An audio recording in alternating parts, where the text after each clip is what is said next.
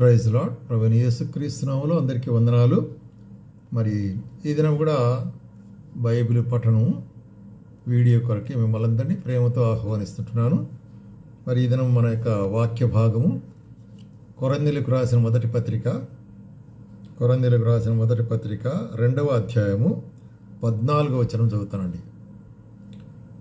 ప్రకృతి సంబంధమైన మనుషుడు దేవుని ఆత్మ విషయములను అంగీకరింపడు, అవి అతనికి వెర్రితనముగా ఉన్నవి. ఏం చెప్తున్నాడు ఇక్కడ? ప్రకృతి సంబంధమైన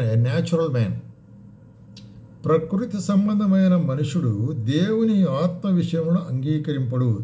so natural man would not accept the spiritual things.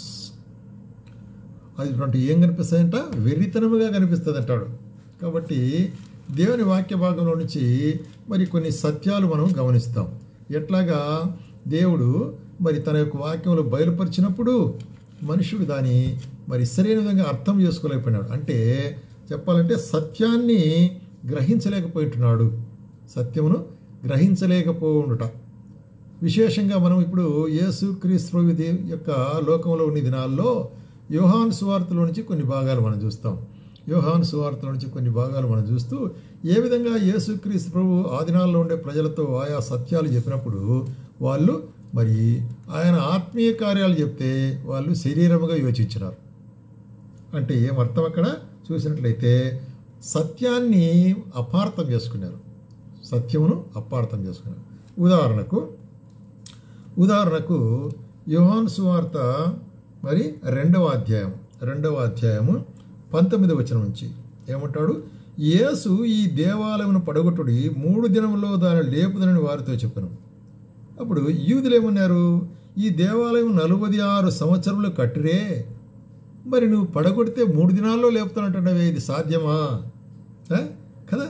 మరి మృతుల్లో చూసినట్లయితే అయితే మరి కట్టిరే, నీవు 3 దినంలో దాన్ని లేపుతుంటున్నావే, ఇది సాధ్యమా అంటే యేసుప్రభు ఒకదాని గురించి మాట్లాడుతున్నా, వీళ్ళు ఒకదాని. యేసుప్రభు ఏమంటాడు? యేసుప్రభు అయితే ఆయన తన శరీరమును దేవాలయమును గూర్చిన మాట చెప్పెను. అంటే నేను చనిపోతాను, చనిపోయిన తర్వాత 3 దినాల్లో తిరిగి లేస్తాను. అదే కదా జరిగింది. దాని విషయం ముందుగా ఇక్కడ చెప్తే వాళ్ళకి అర్థం కాలేదు దాని గురించి.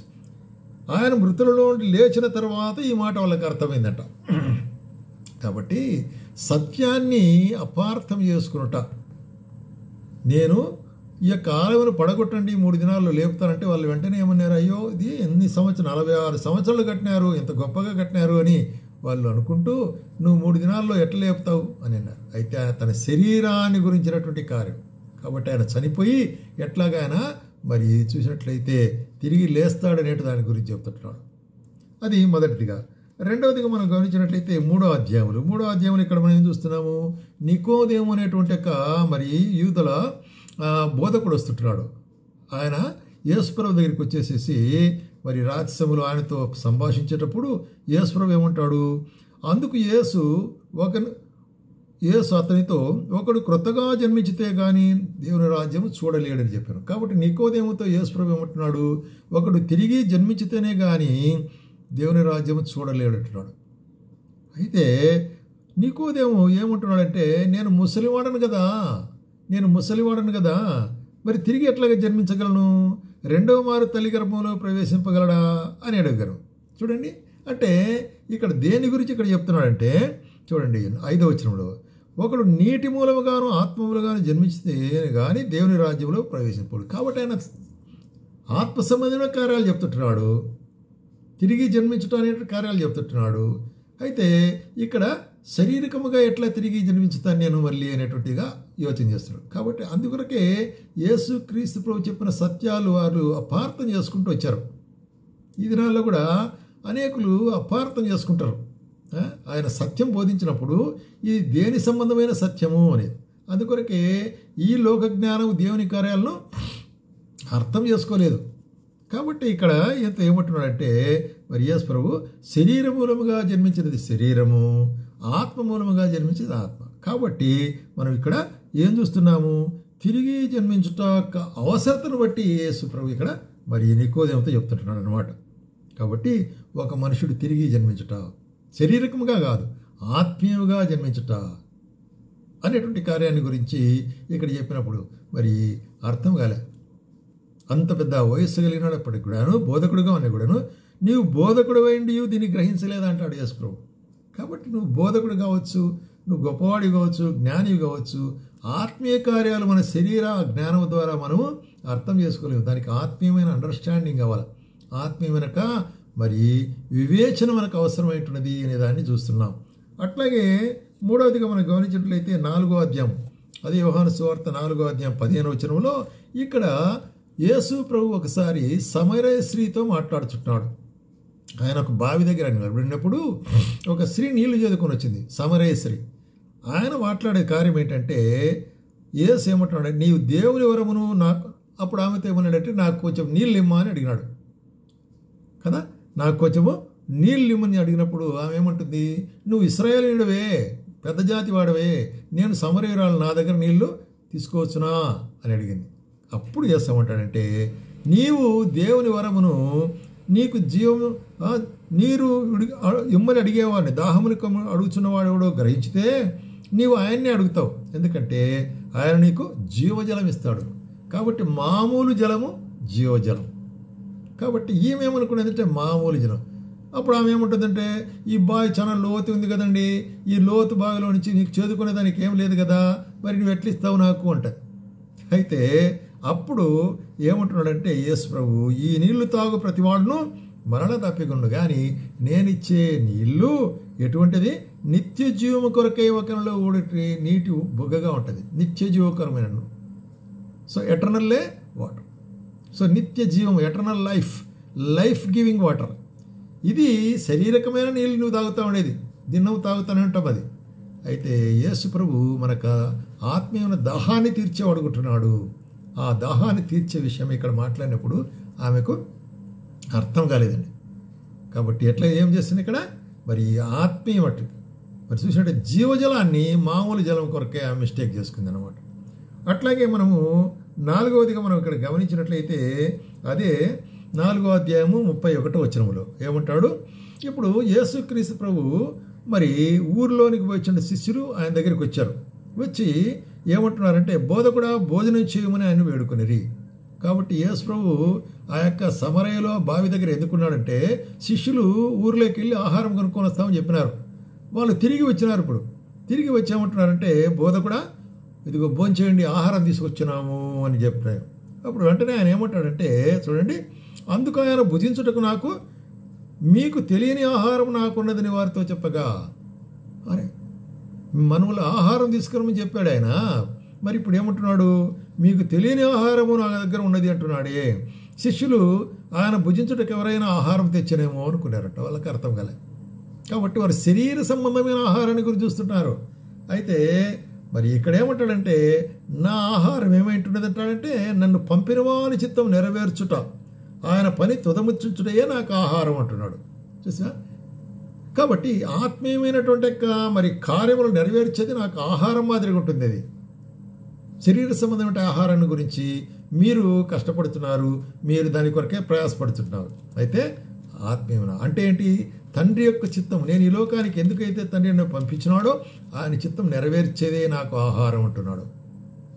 ఇక్కడ కూడా వాళ్ళు మిస్టేక్ చేసుకున్నారు. అట్లాగే మనం 5వదిగా గమనించినట్లయితే ఇక్కడ చూడండి, మరి 6వ అధ్యాయము 52వ వచనం, 6వ అధ్యాయము 52వ వచనం ఏం చెప్తున్నాడు ఇక్కడ, యూదులు ఈయన తన శరీరం 51వ వచనం కూడా చదువుతాను.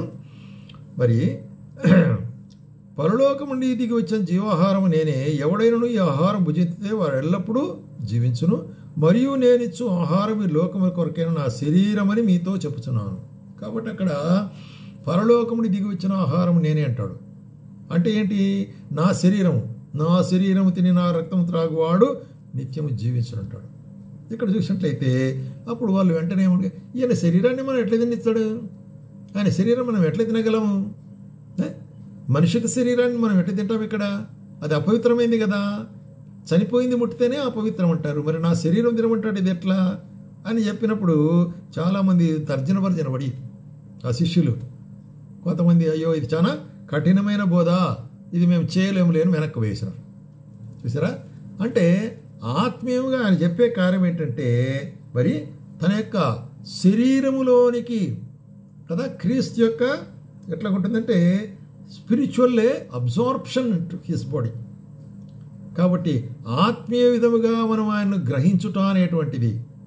కాబట్టి ఆయన శరీరం తిని ఆయన రక్తం త్రాగుట అంటే మనం ఆ యొక్క మరణ పునరుత్థానంలో ఐక్యపరచుకునుట లేక ఆయన యొక్క ఆత్మను మనలో ఐక్యపరచుకునుట అనేటువంటి కార్యం. కాబట్టి ఇక్కడ వాళ్ళు ఏమనుకున్నారంటే ఫిజికల్గా శరీరం ఎట్లా తింటాము అనుకున్నారు. చూడండి సత్యము వాళ్ళు మరి మిస్టేక్ చేసుకున్నారు అనమాట, కన్ఫ్యూజ్ అయిపోయినారు సత్యాన్ని గురించి. అట్లాగే ఇంకొక మాట కూడా చూస్తే అదే 8వ అధ్యాయంలో యోహాను సువార్త 8వ అధ్యాయము 22వ వచనం 8వ అధ్యాయము 22వ వచనం ఏమంటున్నారంటే ఇక్కడ చూసినట్లయితే చూడండి అందుకు 21వ వచనం చదువుతాను. మరి ఒకప్పుడు ఆయన నేను వెళ్ళిపోవచ్చున్నాను, మీరు నన్ను వెదకుదురు కానీ మీ పాపంలో ఉండి చనిపోదురు, నేను వెళ్ళి చోటికి మీరు రాలేరని చెప్పాను. ఏం చెప్తున్నాడు? నేను వెళ్ళిపోచుంటున్నాను అని తన శిలువను గురించి, శిలువలోనికి వెళ్ళి ఆయన త్యాగం చేసిన దాని గురించి చెప్తున్నాడు. అయితే యూదులు ఏమంటున్నారంటే నేను వెళ్ళి చోటికి మీరు రాలేవని ఆయన చెప్పుచున్నాడే, ఆయన తన్ను తాను చంపుకున్నా. కాబట్టి ఆయన శిలువ యొక్క మరణాన్ని వీళ్ళు సూసైడ్ అనుకుంటున్నారు, ఆత్మహత్య చేసుకుంటాడేమో అనేటువంటి ఎంత మరి జ్ఞానహీనమైనటువంటి. అందుకే శారీరకముగా మనం ఎంత జ్ఞానం కలిగిన వారముగా ఉన్నప్పటికీ కూడాను ఆత్మీయ జ్ఞానం లేకపోతే లోతైన సత్యాలు మనం అర్థం చేసుకోలేం. అందుకొరకే ఆయన ఏమంటాడంటే అప్పుడు ఆయన మీరు క్రింది వారు నేను పైవాడని అంటున్నాను, మీరు ఈ లోక సంబంధులు నేను ఈ లోక సంబంధుడు కాను. కాబట్టి ఆయన నెరవేర్చబోయేటువంటి యొక్క శిలువ మరణాన్ని ఇక్కడ చెప్తా ఉంటే నేను వెళ్ళిపోతానంటే మరి వాళ్ళు ఏమనుకుంటారు? తను తాను చంపుకుంటాడేమో, అంటే ఆత్మహత్య చేసుకుంటాడేమో అనేటువంటి మిస్టేక్, కన్ఫ్యూజ్. అట్లాగే అది 8వ అధ్యాయం 33వ వచనంలో మాట చూస్తున్నాను చూడండి. 31వ వచనం చదువుతాను. కాబట్టి యేసు తనను నమ్మిన యూదులతో మీరు నా వాక్యముందు నిలిచిన వారైతే నిజముగా నాకు శిష్యులై ఉండి సత్యమును గ్రహించదురు, అప్పుడు సత్యం మిమ్మల్ని స్వతంత్రులుగా చేయునని చెప్పగా. కాబట్టి వారితో ఏమంటున్నారు అంటే సత్యము మిమ్మల్ని స్వతంత్రులుగా చేయును. అప్పుడు వెంటనే వాళ్ళు ఏమంటున్నారు? అయ్యో మేము స్వతంత్రులుగా చేయబట్టుకు మేము ఎవరు బానిసలం కాదే, మేము అబ్రహాం సంతానము ఆయన మరి మేమెన్నడూ ఎవరికి దాసులుగా ఉండలేదు, మేము స్వతంత్రులుగా కాబడుదని ఇంతలో చెప్తున్నావు నువ్వు అంటున్నావు. ఇక్కడ ఆయన మరి శారీరకమైన దాస్యత్వాన్ని గురించి మాట్లాడలే, వాళ్ళు అట్లా అనుకుంటున్నారు. ఆయన ఆత్మ సంబంధమైన కట్ట, స్పిరిచువల్ బాండేజ్, ఆత్మ సంబంధంగా. అందుకే ఏమంటాడంటే మరి ఎటువంటి వారు దాసులు అంటే పాపం చే ప్రతివాడు పాపమునకు దాసుడు. అది ప్రాముఖ్యమైనది. సపోజ్ పాపపు అలవాట్లకు నువ్వు లోబడినట్టే దానికి దాసుడు అంతే.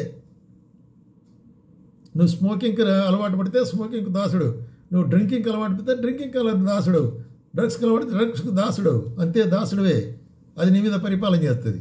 కాబట్టి దాంట్లో నుంచి విడుదల అంటే ఇక్కడ ఆయన ఆత్మీయమైన విడుదల గురించి చెబితే వీళ్ళు శారీరకమైన విడుదల గురించి మాట్లాడు.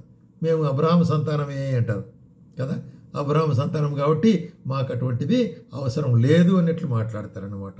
అందుకొరకే మనం చూస్తుంటాం ఇక్కడ గమనించినట్లయితే చూడండి, అదే 8వ అధ్యాయము 35వ వచనంలో మనం చూస్తున్నాం కదా, రైట్ 31 నుంచి చూస్తుంటున్నాం. ఇక్కడ చూసినట్లయితే ఏమంటున్నాడు ఇక్కడ? యేసు మీరు నా వాక్యం నిలిచిన వారైతే మీరు నాకు శిష్యులై ఉండేదరు అంటాడు, నాకు శిష్యులై ఉండేదరు అంటున్నాడు అనమాట. రైట్. దాని తర్వాత 8వదిగా మనం ఇక్కడ చూసేది ఏంటంటే 11వ అధ్యాయంలో 11వ అధ్యాయము మనం ఇక్కడ గమనిస్తుంటున్నాము. యోహాను సువార్త 11వ అధ్యాయము మరి 11వ వచనం నుంచి 11వ అధ్యాయం 11వ వచనం నుంచి ఇక్కడ ఏమిటంటే ఈ సందర్భము మరి యేసు ప్రభు దగ్గరికి ఒక వర్తమానం వచ్చింది. ఏంటంటే మార్తా మరియా వారి యొక్క సహోదరుడైన లాజరు మరి రోగి ఉంటున్నాడు అని, ఆయన దూరంగా ఉంటున్నాడు.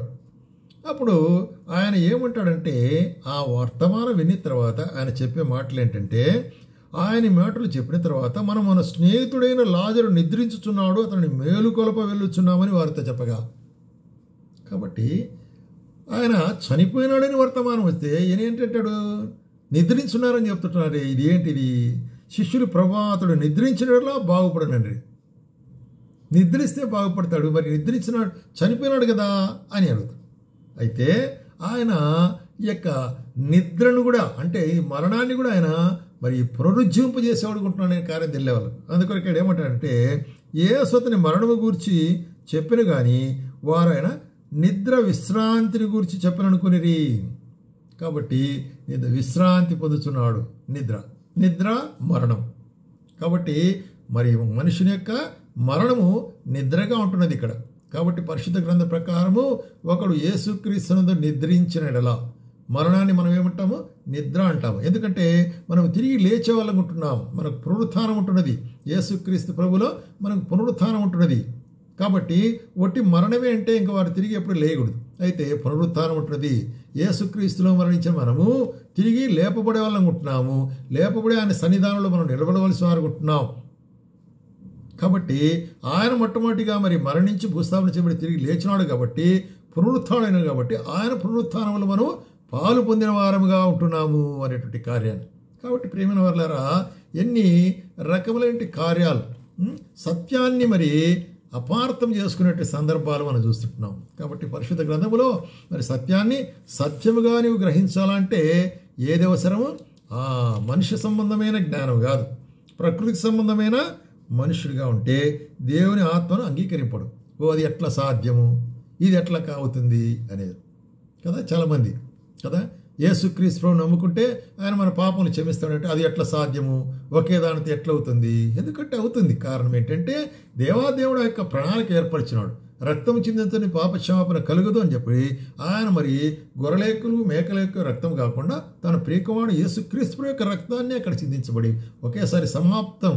మన పాప క్షమాపణ నిమిత్తమైన చిందించబడిన రక్తము, ఇది సాధ్యం.